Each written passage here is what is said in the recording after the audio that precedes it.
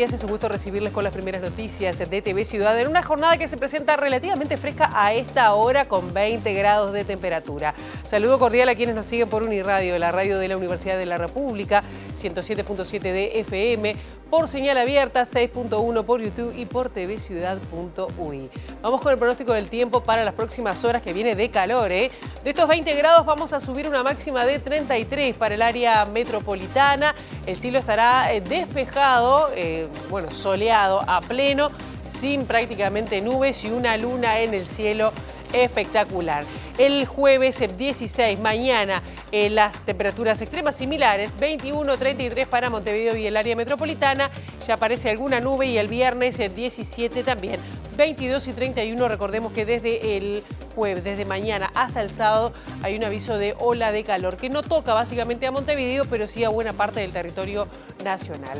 Muchos temas tenemos para compartir con ustedes hasta las 9 de la mañana y varios de hechos que tienen que ver con la política, porque siguen las diferencias en el tema Venezuela. Ayer se expresaron en la Comisión Permanente del Palacio Legislativo, donde la coalición de gobierno aprobó en el Parlamento una declaración que califica de dictadura el gobierno de Venezuela y sostiene que Maduro dio un golpe de Estado. El Frente Amplio, por su parte, presentó una moción que no fue aprobada, donde no usa el término dictadura, pero dice que el gobierno venezolano profundizó su alejamiento del marco institucional y argumentó que de la misma manera se expresó la Cancillería de nuestro país. Más detalles de lo que pasó aquí en un ratito nada más. Desde las 9 de la mañana va a comenzar la transición de forma oficial en el Ministerio de Salud Pública con el primer encuentro presencial entre las actuales autoridades de la cartera y las futuras jerarquías. El ministro de Trabajo designado, Juan Castillo, recibió una delegación de trabajadores de la Confederación de Sindicatos Industriales. Sobre lo que hablaron, sobre las perspectivas en este sector, vamos a estar también avanzando. La ministra de Transporte y Obras Públicas designada, estamos hablando de Lucía Echeverri, se va a reunir con una delegación del sindicato ferroviario, un sindicato que ha expresado que está buscando respuestas sobre cuáles son las políticas que la próxima administración va a llevar adelante con respecto a AFE y tener certezas, por ejemplo, de temas como el transporte de pasajeros en este tipo de transporte, de vehículos.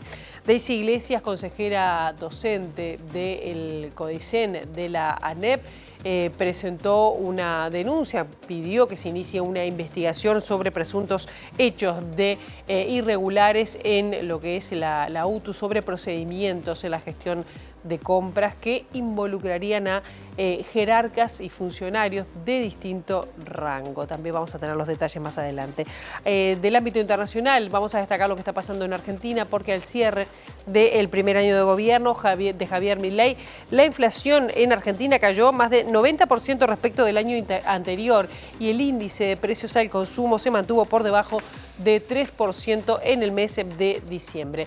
Y vamos a seguir hablando ahora de trabajo, pero en el caso de Uruguay, porque vamos a estar recibiendo a Milton Castellano, director del Instituto Cuesta Duarte, para hablar de cuáles son las perspectivas a nivel laboral, de condiciones de trabajo, cuál es el papel que va a tener o que deberían tener los sindicatos en la futura administración. Milton Castellano, 8:30 de la mañana aquí en la entrevista de TV Ciudad.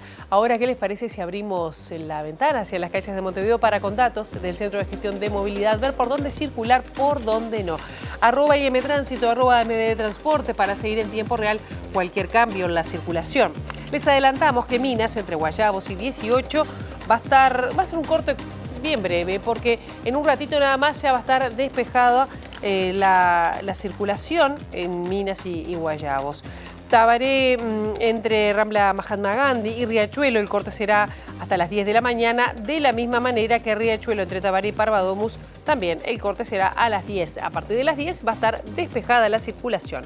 Palmas y Ombúes, entre General Paz y Limburgo, el corte será hasta las 12 del mediodía por trabajo de una grúa en el lugar.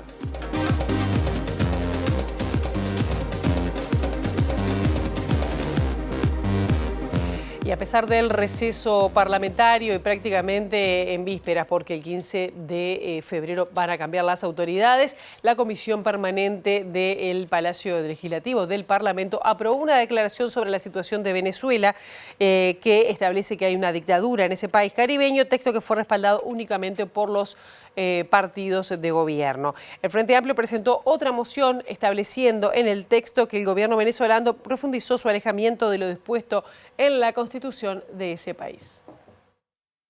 La moción presentada por la coalición de gobierno fue aprobada por la Comisión Permanente por 6 votos contra 4. La declaración afirma que hoy nadie puede negar que la situación de Venezuela es una dictadura y llama a que se inicie de forma inmediata un proceso de paz que culmine con el restablecimiento de la República, permitiendo que el presidente electo Edmundo González Urrutia asuma el cargo del que fue investido por la absoluta mayoría de los ciudadanos. En el documento aprobado, el Parlamento rechaza de forma contundente las violaciones a los derechos humanos con torturas y desapariciones forzadas, incluyendo al ciudadano uruguayo Fabián Buglione por parte de Venezuela, cometiendo delitos de lesa humanidad que son pasibles de ser sancionados por la Corte Penal Internacional. Por otra parte, el texto que pretendía aprobar el Frente Amplio, que no apoyó la declaración que finalmente resultó votada, sostenía que el gobierno venezolano profundizó el alejamiento del marco institucional establecido en su Constitución y que el juramento de Nicolás Maduro como presidente, sin las auditorías de verificación correspondientes al proceso electoral, erosiona la legitimidad del resultado y cuestiona cualquier tránsito democrático. La declaración, impulsada por la oposición, exhortaba al respeto de los derechos humanos y políticos en Venezuela y solicitaba al gobierno uruguayo a contribuir con una solución dialogada con los actores políticos venezolanos para que la paz y la democracia puedan seguir siendo garantizados en la región. Y por su parte, el senador del Frente Amplio, Daniel Cayani, defendió la declaración que presentó el Frente Amplio sobre la situación en Venezuela.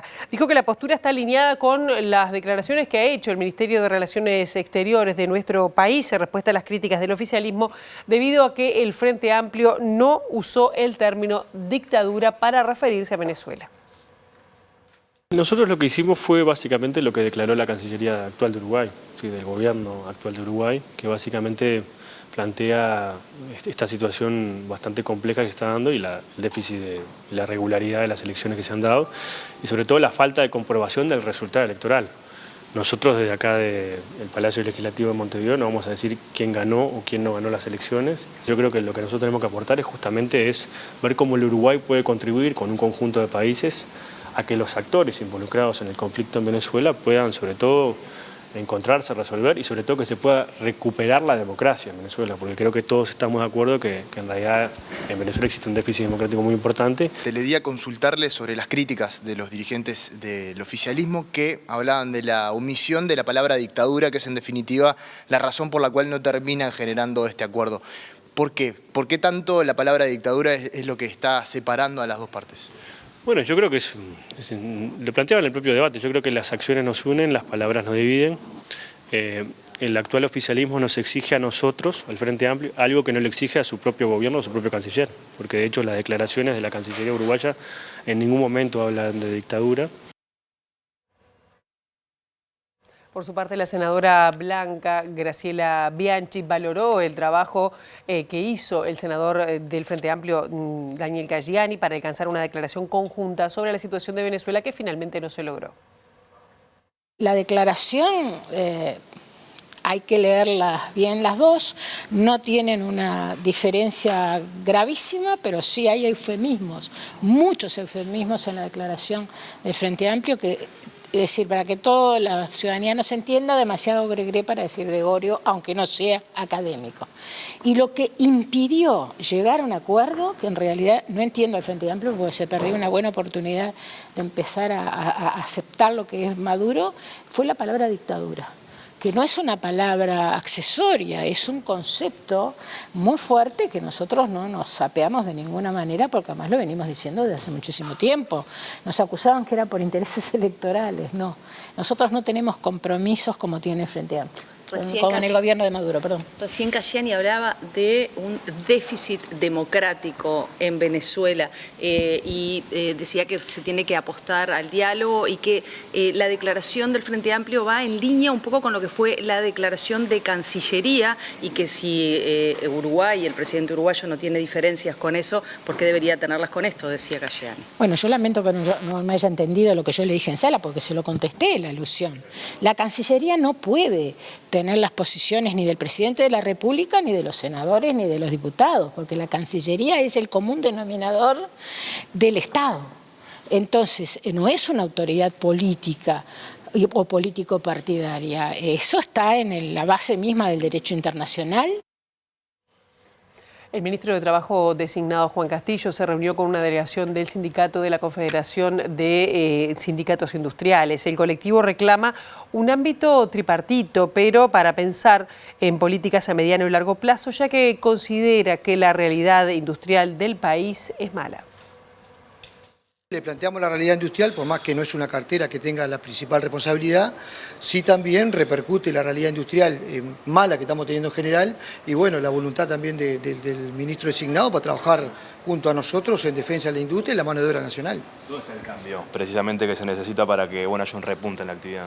Creo que lo más importante es el ámbito que podamos tener, donde participe el gobierno electo, ¿no?, y sus ministerios correspondientes, los trabajadores, los empresarios y en conjunto definir un plan a mediano y largo plazo. Si no logramos eso, estamos en el horno. ¿Hay medidas en específico que se pueden tomar a partir de que asuma el nuevo gobierno que puedan ayudar a la industria? Yo creo que sí, pero reitero, la primera tiene un ámbito para poder armar un plan, porque si no son medidas, son manotazos de ahogados. Nosotros queremos tener una planificación, porque no es lo mismo medidas puntuales que te pueden resolver 1 año, 2 años, y después terminamos lo mismo, seguimos como los cierres de fábricas. Por eso reivindicamos el plan y reivindicamos la voluntad expresa de los gobernantes elegidos para que junto a nosotros y a los sectores industriales del empresariado trabajemos en conjunto, ¿no? Y tras la reunión, Juan Castillo dijo que va a priorizar la situación de los 600.000 personas, 600.000 trabajadores que ganan en el entorno de 25.000 pesos por mes. También expresó preocupación por la situación laboral y anunció que tendrá reuniones con representantes de distintos sectores de la actividad. Vamos a empezar ahora en la etapa de tener reuniones desconcentradas porque la realidad de cada actividad no es la misma. Y entonces ahora esta primera fue con los sindicatos industriales que manifestaron las preocupaciones que tienen las trabajadoras y los trabajadores. Tomamos nota, ellos son conscientes de eso, de que el listado es muy largo, las demandas son importantes y hay que atenderlas, pero no tenemos toda la respuesta todavía, hay que escuchar las opiniones de todos, las valoraciones. Eso sí, armamos un punteo ya de una agenda de temas que nosotros no podemos esquivarle, no le vamos a esquivar y que vamos a estar analizando, debatiendo. Ahí hay varias. Hay algunas que están ahora en tránsito porque tienen que ver con convenios colectivos anteriores, consejos de resoluciones, consejos de salarios que han traído algunas complicaciones posteriores a los trabajadores y a las trabajadoras. Se apronta una nueva ronda de los consejos de salarios para mitad de año y esto también trae una lógica de solicitudes, de planteo arriba de la mesa. Y luego lo que ya veníamos nosotros mismos diciendo, anunciando, que es parte también de la preocupación del gobierno, que hace mucha carne en los trabajadores, es los salarios tan comprimidos, los salarios tan bajos. Hay más de 600.000 trabajadores del país que apenas llegan a los 25.000 pesos por mes. Y la ministra designada de Transporte y Obras Públicas, Lucía Echeverri, se va a reunir este jueves con representantes del sindicato ferroviario. Este colectivo le va a plantear sus inquietudes respecto a las políticas que va a seguir este ministerio respecto a el transporte ferroviario y le va a plantear también ampliar el servicio de transporte de pasajeros. Evacuar algunas dudas de qué es lo que piensa hacer la nueva administración con la administración de ferrocarriles del Estado. Hay allí un problema con 120 trabajadores que está pendiente un decreto reglamentario para pasar al Ministerio de Obras Públicas a trabajar en la Dirección Nacional de Transporte Ferroviario. Eso quedó enmarcado en el periodo de transición y no sabemos cuál es la opinión que tiene la ministra al respecto. Y bueno, después una serie de propuestas para el servicio de pasajeros, que nosotros entendemos que después de haber gastado 3.000 millones de dólares en el ferrocarril central, tiene que devolverle algo al pueblo con un servicio de pasajeros popular y eficiente. ¿Ha habido alguna señal del gobierno, ¿no?, en cuanto a priorizar el servicio de pasajeros? Sí, bueno, hemos visto algunas declaraciones de la ministra en ese sentido. Bueno, esperemos que lo puedan materializar. En San José están investigando a funcionarios policiales, altos jerarcas, por denuncias de violencia doméstica, acoso sexual y laboral contra una funcionaria. La abogada del sindicato policial, la doctora Camila Francia, denunció que no han reintegrado el arma de reglamento a la funcionaria denunciante, a pesar de que ya pasó el tiempo correspondiente. Esto en lo que tiene que ver con la denuncia del departamento de Soriano. El día de hoy concurrimos al juzgado de familia especializada, representamos a una de nuestras socias, una funcionaria policial. Ella realizó una denuncia por una situación de acoso sexual laboral, o sea, dentro del ámbito de trabajo.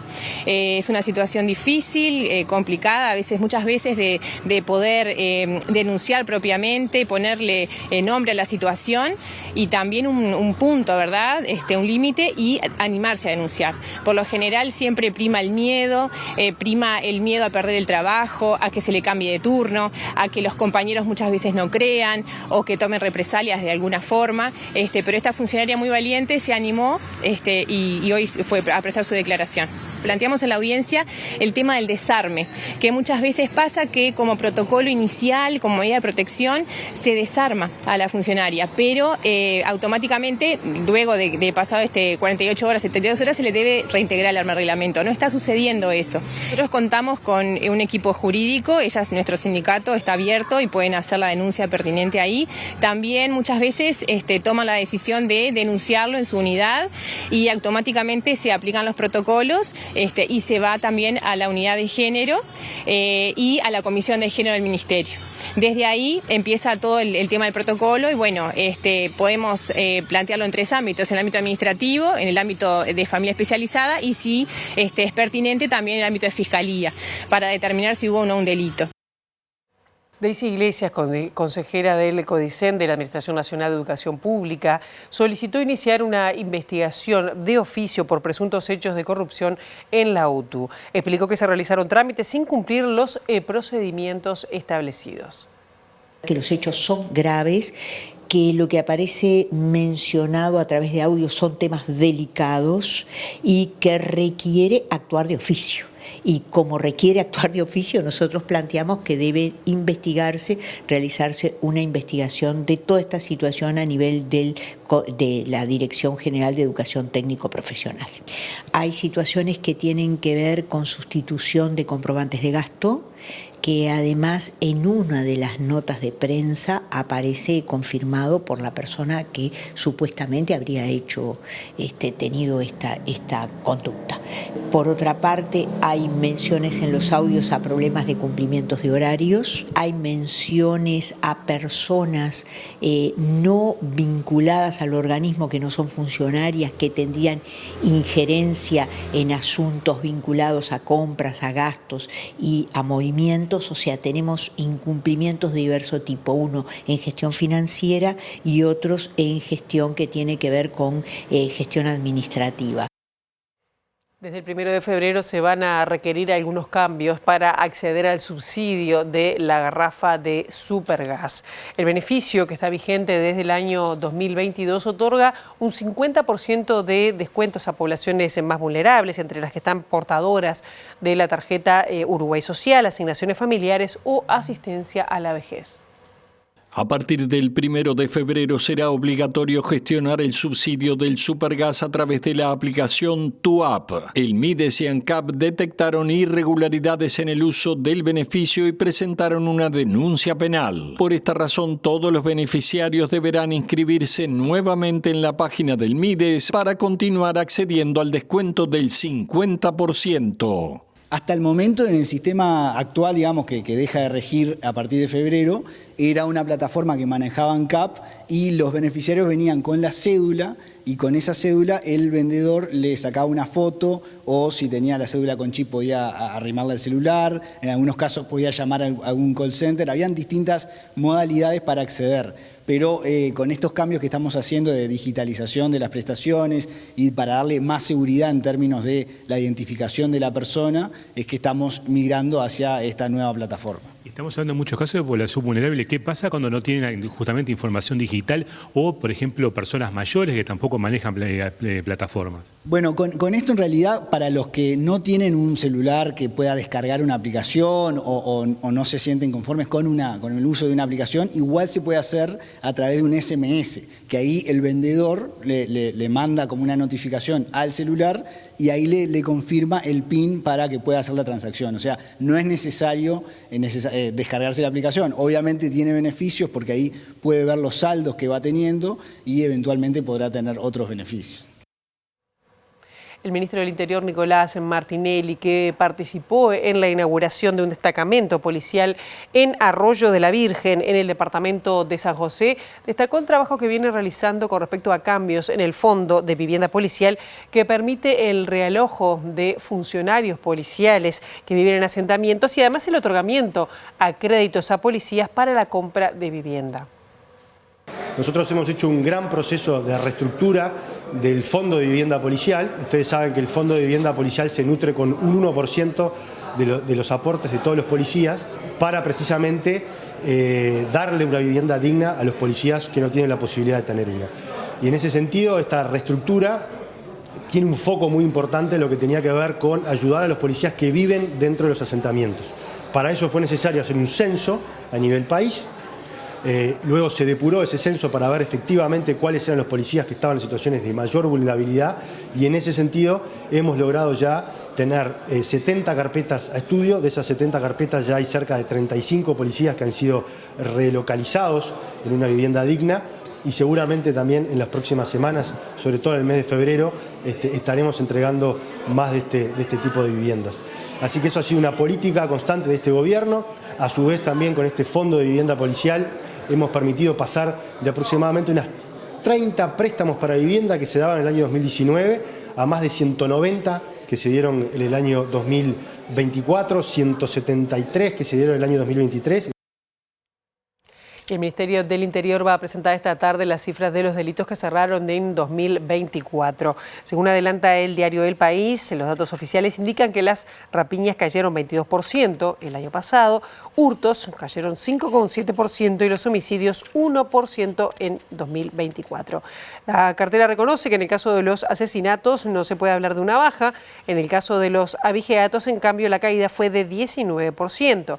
Los homicidios registraron una caída, como decíamos, de 1% con respecto a 2023 y si se lo compara con 2019, el último año de gestión del Frente Amplio, fue de la caída de 4,3%.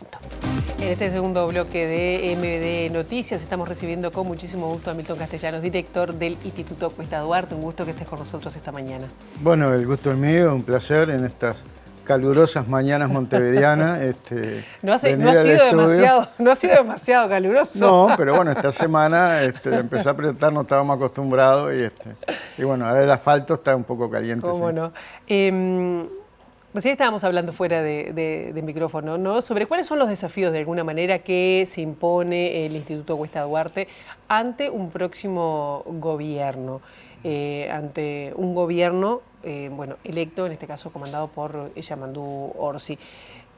¿Cuál va a ser ese rol? Bueno, generalmente la asunción de un nuevo gobierno genera en la sociedad y en todo el país y naturalmente en los trabajadores y en el movimiento sindical importantes expectativas. Es decir, el pueblo, la ciudadanía se pronunció, nombró nuevas autoridades con un proyecto que fue mayoritario por la población y eso genera importantes expectativas. ¿Y qué expectativas en este caso?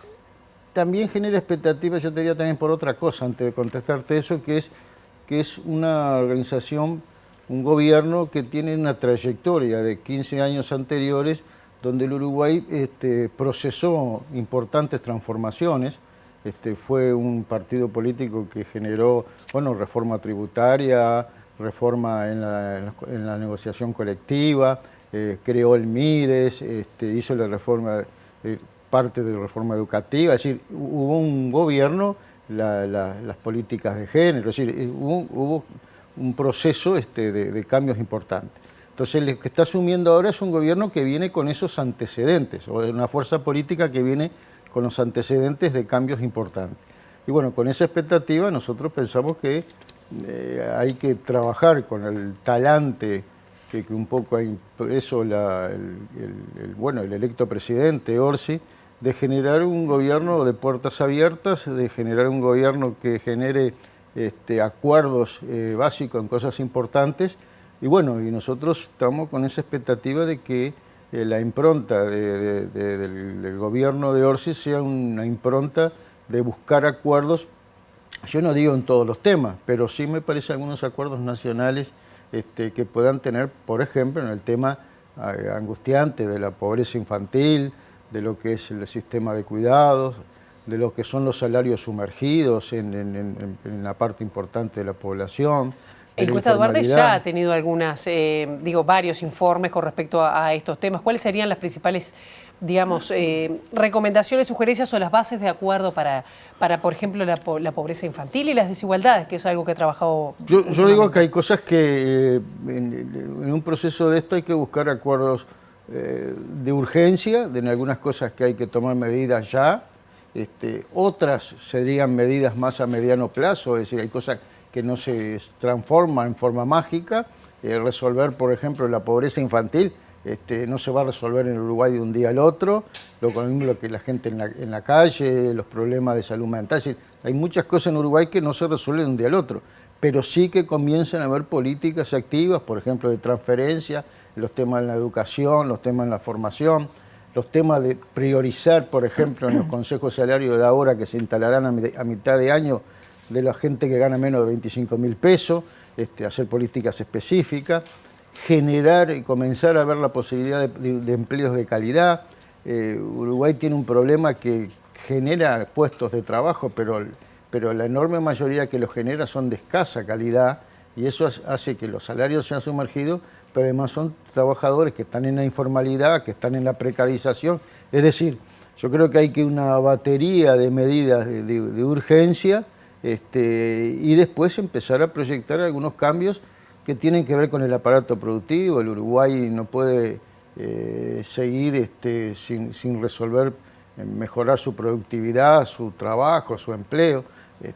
Por ejemplo, yo ayer estábamos con el tema del conflicto de la carne, y hablando con los empresarios, un sector difícil, un sector que muy, muy poderoso además en el país.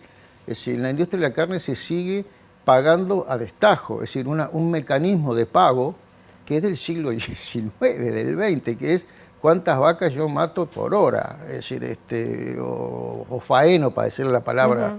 Entonces, es decir, los niveles de productividad están solamente basados en que el trabajador se reviente trabajando para ganar un peso más. Cuanto más usa el cuchillo, ¿Y ahí cuál sería la alternativa, por ejemplo? Y bueno, la alternativa es que buscar mecanismos de pagar por hora, pero que la productividad no solo sea cantidad de fuerza de mano de obra, de intensidad de mano de obra, sino tiene que ver la tecnología, tiene que ver una serie de cosas, pero es muy difícil que todavía en Uruguay sostengamos que la principal sector productivo, el más poderoso, la industria cárnica histórica en Uruguay, se siga pagando a destajo, que es una reminiscencia no solo del siglo XX, sino del siglo XIX. Ya en la década del 40, del siglo pasado, ya el destajo se fue dejando de lado, y no puede ser que la principal industria de este país todavía funcione así. Entonces esas son las cosas que deberíamos encarar, ¿no? Bien, y con respecto, por ejemplo, ¿facilita que Juan Castillo sea el designado ministro de Trabajo, con toda la trayectoria que ha tenido en el movimiento sindical, digo, para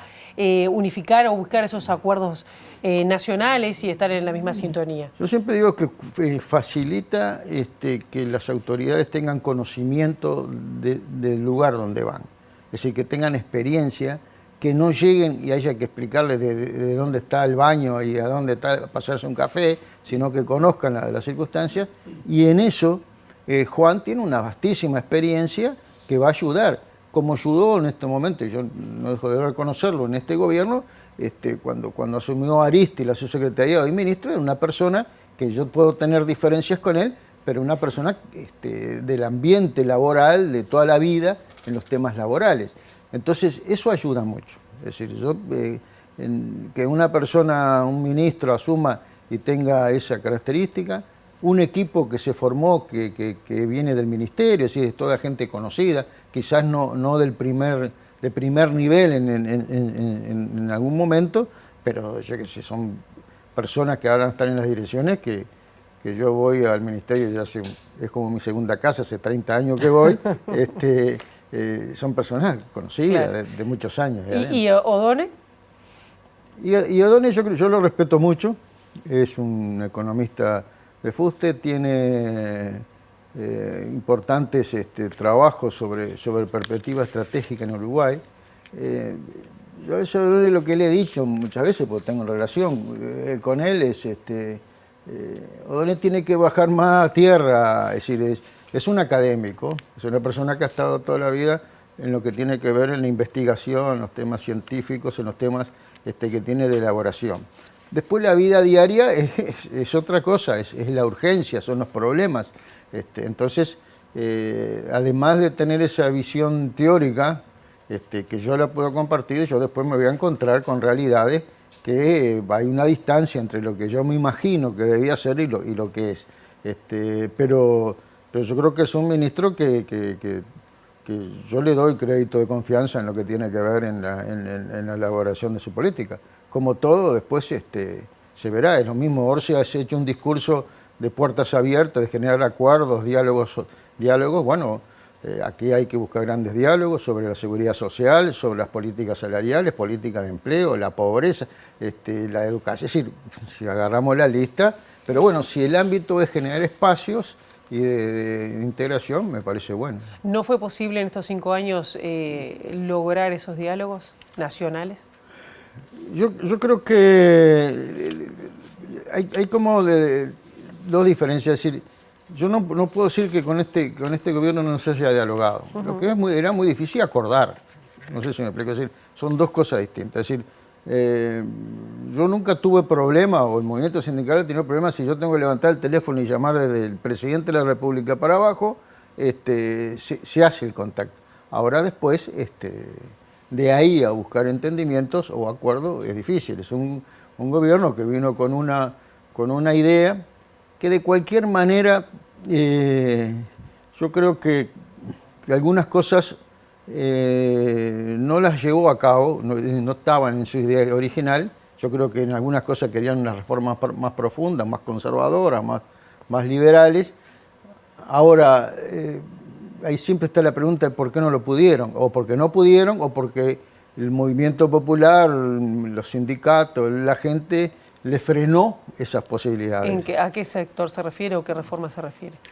Por ejemplo, había las reformas laborales, por ejemplo, que es lo que yo puedo conocer más, es decir, en el sector del gobierno no había mucho interés en que continuaran los consejos de salario, por ejemplo, y bueno, los consejos de salario seguirían funcionando. Una herramienta importante como el LFO, que es para los temas de formación profesional, se mantuvo. Las políticas económicas, en algunos casos, eran más liberales y más abiertas y no se concretaron. Es decir, siempre después queda es porque no pudo o porque no quiso. Yo creo que es una mezcla. Pero efectivamente, incluso hubo sectores que dijeron de que este gobierno perdió porque no fue lo suficientemente duro en sus planteos. Pero bueno, eso no hay forma de probarlo. Pero bueno, en estas circunstancias nos parece que bueno, nosotros estamos con mucha expectativa de que bueno, se inicie un proceso ahora después que se termine esta etapa de los nombramientos y de las definiciones de las responsabilidades, entablar un diálogo con el gobierno electo. ¿Se va a volver con el tema de la seguridad social, que fue uno de los temas que bueno, el PIT-CNT hizo más fuerza, ¿no? Que finalmente la población no laudó? ¿Se va a insistir? Bueno, nosotros yo creo que nosotros queremos que se instrumente lo que el mismo gobierno se comprometió en su campaña electoral, que es iniciar a partir del 2 de marzo un diálogo nacional por la seguridad social.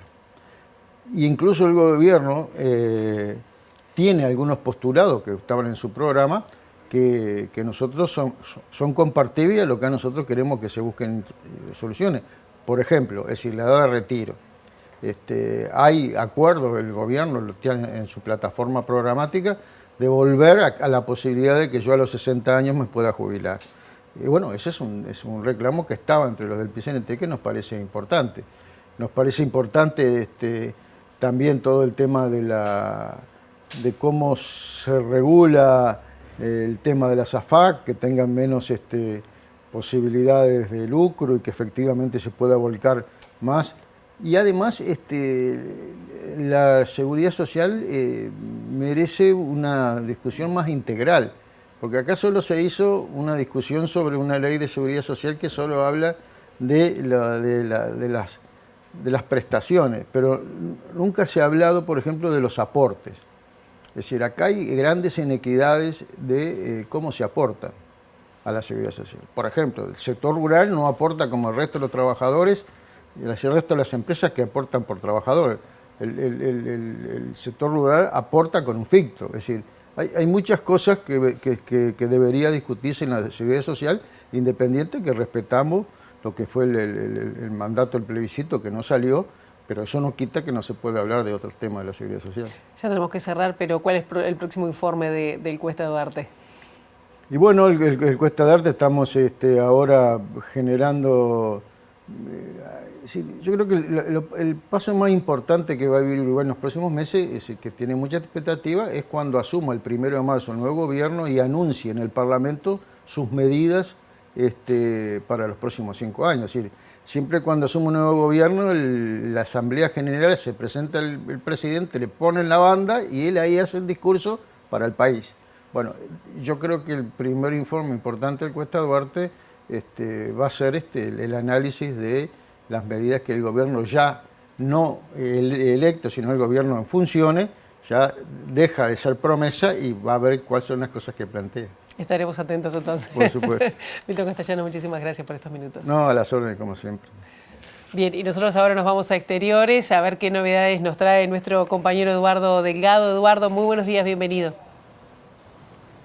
Buen día, Pilar, un gusto saludarte. Hoy a partir de las 9 horas comenzará la primera reunión de transición a nivel del Ministerio de Salud Pública, donde está previsto que entre los participantes esté la ministra de Salud, justamente Karina Rando, el subsecretario José Luis Sargián, y también varias de las autoridades designadas para asumir funciones desde el 1 de marzo. Entre ellas, la futura ministra Cristina Lustenberg, el futuro subsecretario Lionel Brioso, la asesora de Lustenberg Alicia Ferreira y quien será el director general de Secretaría, quien es dirigente del Abrazo, sector que integra la propia Lustenberg, y senador suplente electo, estamos hablando de Rodrigo Márquez. Como decíamos, la reunión comenzará a las 9 de la mañana. Recordar que días atrás Lustenberg habló de que hay poca información aún de parte de las autoridades actuales del gobierno del Ministerio de Salud Pública que han entregado a quienes asumirán funciones desde el 1 de marzo. Un planteo que se ha reiterado entre varios de los futuros jerarcas de gobierno, con especial énfasis en el Ministerio de Economía y Finanzas, debido a la relevancia que tiene el tener información sobre las cuentas públicas actuales y las proyecciones a futuro. Veremos qué ocurre en esta primera reunión. Paralelamente también habrá otro encuentro entre autoridades actuales y entre autoridades que ingresarán al gobierno, que es en el Ministerio del Interior, entre el ministro justamente Nicolás Martinelli y el futuro secretario de Estado Carlos Negro. Ayer quien hizo declaraciones fue el subsecretario designado de Vivienda, estamos hablando de Cristian Di Candia. Dijo que el futuro gobierno no tiene un espíritu refundacional, que apostará a cumplir con los compromisos de campaña asumidos por el gobierno en materia de vivienda, y no quiso aventurar cifras justamente sobre la construcción de viviendas en el próximo periodo de gobierno. Mira, nuestra aspiración programática es que la vivienda para el pueblo uruguayo deje de ser una utopía inalcanzable y pueda llegar a ser una realidad. En términos cuantitativos, nosotros no vamos a cometer el error que tuvo este gobierno. Por supuesto que vamos a intentar que las soluciones habitacionales sean la mayor cantidad posible. Ahora hay que ver cómo articular los diferentes instrumentos, ¿no? Una cuestión es la construcción de vivienda, luego está la compra de vivienda usada, está el subsidio de alquiler, tenemos que ver cómo se va a instrumentar el plan de primera vivienda, que fue un compromiso del presidente y de la vicepresidenta electa en la Plaza de Toros de Colonia. Y bueno, depende de cómo se articulen esos instrumentos, es qué cantidad de soluciones habitacionales van a haber. Creo que lo importante es tener en cuenta que esos instrumentos tienen que manejarse en conjunto, tienen que ir articulados y que no puede ser, digamos, uno por un lado, otro por otro, sin articulación. Pero respecto a los asentamientos que está previsto, uno de los buques insignia de este gobierno fue el plan Avanzar. ¿Cómo han visto los resultados de ese plan y qué tienen previsto ustedes? Bueno, por ahora no hacemos evaluaciones concretas hasta no tener toda la información, eso es lo responsable, por un lado. En principio no venimos con un rol refundacional, pero sí vamos a evaluar, obviamente, el funcionamiento de cada uno de los planes, ver si corresponde que permanezcan o si hay una superposición de planes que conviene o es mejor para la política pública y para la gestión reorganizarlo de otra manera. Eso va a estar previsto en el plan quinquenal de vivienda, que hay que armarlo antes de junio. Agregar a esto, Pilar, que la reunión, esta primera reunión de transición en el Ministerio de Salud Pública, está lejos de ser un encuentro protocolar. Tanto las autoridades actuales como las centrales tienen previsto estar reunidas aproximadamente 4 horas y esto se repetirá mañana nuevamente, por lo que el intercambio de información parecería que será muy grande e intenso. Hay temas de largo plazo, por ejemplo, por supuesto, como son políticas públicas en general en materia de salud y temas más puntuales, como por ejemplo las deudas a proveedores del Estado por parte de ACE, un tema que está siendo analizado tanto por el Ministerio de Salud Pública como por el Ministerio de Economía y por supuesto la situación de la mutualista Casmu, uno de los principales justamente servicios de atención privados, un servicio de atención mutual que atraviesa por un difícil momento donde está intervenida y hay diferentes posiciones tanto dentro del gobierno como dentro del Frente Amplio sobre qué hacer con la situación de esta mutualista. Bien, muchísimas gracias, Eduardo, y estaremos atentos entonces a lo que surja de esa reunión en salud pública con tantos temas sobre la mesa. Nosotros ahora cambiamos de tema porque la Corte Electoral informó que se alcanzaron las cifras necesarias para que se considere declarada Punta Ballena y las estribaciones cercanas de Sierra Ballena como reserva natural departamental, para evitar la edificación en algunos predios. Como las firmas conseguidas superan el 15% del padrón electoral de Maldonado, ahora la Junta Departamental de ese lugar deberá tratar la petición. Según la normativa, en caso de que no se pronuncie o la rechace, la Intendencia deberá convocar a una consulta popular para que los habitantes del departamento se expresen sobre el asunto. La iniciativa, impulsada por vecinos, vecinas, colectivos y grupos académicos, surgió en respuesta al proyecto inmobiliario que pretende construir un complejo de edificios con más de 300 viviendas en la costa, cuyo trámite ambiental está en curso. El informe técnico de evaluación de impacto ambiental del Ministerio de Ambiente recomendó a las autoridades ministeriales no otorgar la autorización debido al impacto negativo en el paisaje y también en los ecosistemas.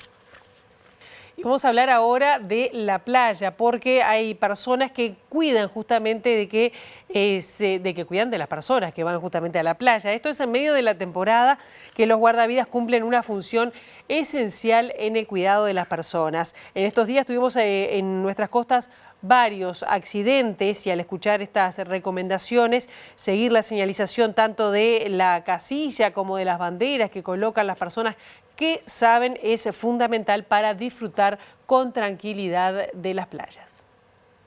Básicamente tenemos como dos grandes generadoras de corriente de retorno.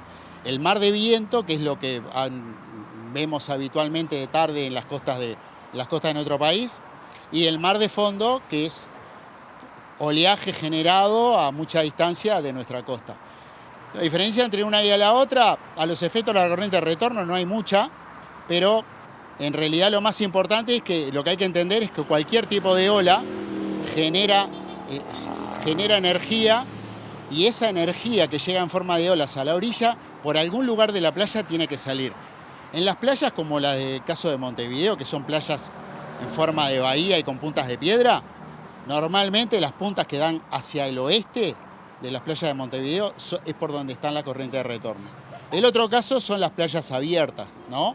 Y en las playas abiertas el agua para salir, como no tiene una estructura fija como una punta de piedras o un muelle, rompe los bancos de arena. Hay investigaciones hechas en otros lugares donde las corrientes midieron la velocidad y pueden dar 3 a 6 metros, hasta 10, 12 metros por segundo esa velocidad. Por lo tanto, no hay un nadador olímpico que pueda contra esa velocidad. Y ante la llegada, la inminencia de una ola de calor, la veterinaria Nadia Crosignani alertó sobre la necesidad de cuidar especialmente a las mascotas del calor. Recomendó no pasear perros en horas de altas temperaturas, prestar atención a posibles síntomas de los animales como jadeo, vómitos o convulsiones. Nosotros, los seres humanos, tenemos la gran ventaja de que podemos sudar. Y esto nos permite regular mucho mejor lo que es las altas temperaturas. No así los perros y los gatos. ¿Cómo pierden calor los perros y gatos? Un poquito por las almohadillas, pero muy poco, principalmente lo que es la respiración. Entonces, ¿qué pasa? No son tan eficientes en estos días calurosos en regular la temperatura. Tenemos que tener mucho más cuidado con los perros y con los gatos, principalmente los días de calor y los días de mucha humedad. Estos días, acá en Montevideo, tenemos una ola de calor, pero todavía está seco el aire. Pero más al final de la semana la humedad va a aumentar y ahí el riesgo aumenta también.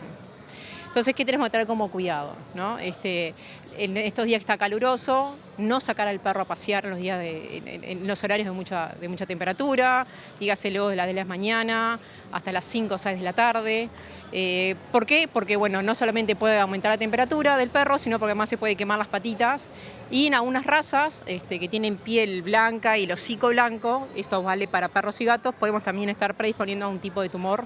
Y también tenemos perros y gatos sin pelo. Si hay síntomas como jadeo, mareos, vómitos o convulsiones, la profesional recomienda mantener al animal a la sombra, mojarlo con agua fresca y concurrir al veterinario.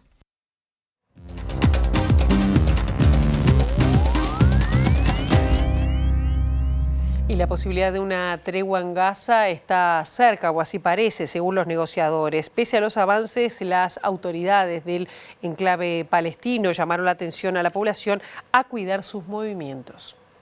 We strengthen America's robust sanctions regime on Iran and delivered on President Biden's commitment. El secretario de Estado de Estados Unidos, Anthony Blinken, afirmó este martes que solo falta que Hamás acepte el acuerdo de alto al fuego en la Franja de Gaza para que pueda implementarse la tregua, y aunque se mostró convencido, no pudo precisar si el mismo se cerrará antes de la investidura de Donald Trump el próximo 20 de enero. El jefe de la diplomacia estadounidense propuso este martes fuerzas de seguridad internacionales y un papel temporal para la ONU, con el fin de estabilizar la zona una vez que la guerra termine, pero añadió que Israel debe aceptar una vía hacia un Estado palestino, cuya administración interina incluiría a palestinos de Gaza y representantes de la Autoridad Nacional, seleccionados tras previa consulta con las comunidades en el enclave. Tras meses de infructuosas negociaciones, Hamás e Israel están a punto de pactar un cese al fuego en el territorio palestino, luego que los mediadores cataríes entregaran a ambas partes este lunes el borrador final del acuerdo del cese al fuego y liberación de rehenes tras superar las principales diferencias. Sin embargo, el gobierno israelí se debate entre la presión de los familiares de los rehenes y organizaciones que piden el fin de la guerra y los sectores de ultraderecha que abogan por continuar el conflicto, calificando el acuerdo de horrible y una rendición ante Hamás, amenazando con abandonar el gobierno. Y en Argentina, cuando se cumplió el primer año de la administración de Javier Milei, la inflación cayó 90% respecto al año anterior y el índice de precios al consumo se mantuvo por debajo del 3% en el mes de diciembre. El índice de precios al consumidor se mantuvo por debajo del 3% en diciembre y cerró el primer año de gestión de Javier Milei con una importante desaceleración, mientras que la inflación del 2024 cayó más del 90% respecto al año anterior. La inflación en Argentina fue del 2,7% en diciembre y cerró el 2024 a 117,8%, informó este martes el Instituto Nacional de Estadística y Censos, INDEC, organismo que publicó los datos correspondientes al último mes del año pasado y confirmó la tendencia de desaceleración anual respecto al 2023, cuando alcanzó el 211,4%. La división de mayor aumento en el mes fue vivienda, agua, electricidad, gas y otros combustibles con un 5,3%, por los incrementos en alquileres y tarifas de servicios, y le siguió la división comunicación con un 5%, por la suba en la telefonía e internet, señala el informe. Desde el gobierno de Milei destacan la desaceleración inflacionaria como uno de los grandes logros macroeconómicos de la gestión, junto al superávit fiscal, la caída del riesgo país y cierta estabilidad cambiaria, aunque desde la Casa Rosada reconocen que las profundas medidas de ajuste en el gasto público y el congelamiento del consumo repercutieron negativamente en el bienestar social. Hasta aquí llegamos con esta primera edición. Ahora quedan en compañía de Ciudad Viva. La actualización informativa será a las 13, a las 18:55 y volvemos mañana bien tempranito con las primeras noticias a las 8 aquí en TV Ciudad. Pasen ustedes muy buena jornada.